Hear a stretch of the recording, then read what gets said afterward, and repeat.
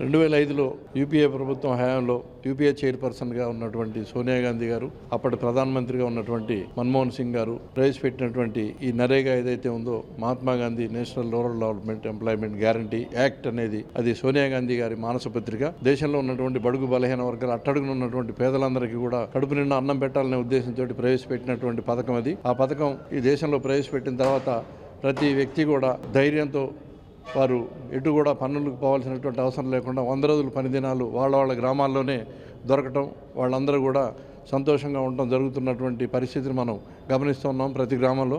అటువంటి పథకాన్ని ఇప్పుడున్నటువంటి భారతీయ జనతా పార్టీ ప్రభుత్వంలో మోడీ గారి నాయకత్వంలో దాన్ని తూట్లు పొడిచి ఎలాగైనా ఆ పథకాన్ని ఎత్తివేయాలని చెప్పి దుర్మార్గపు ఆలోచనతో ముందుగా మొదటి మెట్టుగా మహాత్మా గాంధీ గారి పేరును తీసేయడం జరిగింది.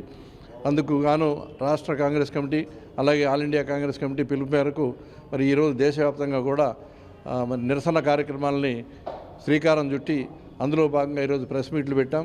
రేపు రానున్న జనవరి వచ్చే నెల ఈ నెల 10వ తారీఖు నుంచి 20వ తారీఖు నుంచి కంటిన్యూగా ప్రోగ్రాం సంక్రాంతి పండుగ వెళ్ళిపోయిన తర్వాత 20వ తారీఖు నుంచి ప్రతిరోజు కూడా నిరాహార దీక్షలు ఇతర కార్యాచరణ రూపొందిస్తూ అంచెలంచెలుగా ఆందోళన కార్యక్రమాలు చేపట్టి ఖచ్చితంగా ఎట్టి పరిస్థితుల్లో కూడా మహాత్మా గాంధీ పేరును పునరుద్ధరించి ఈ నరేగా పథకాన్ని ఖచ్చితంగా కాపాడుకోవడం కాంగ్రెస్ పార్టీ కష్టపడి నిలుపుకుంటుందంటలో సందేహం లేదు. దేశవ్యాప్తంగా ఆందోళన చేయడం కాంగ్రెస్ పార్టీ లక్ష్యం.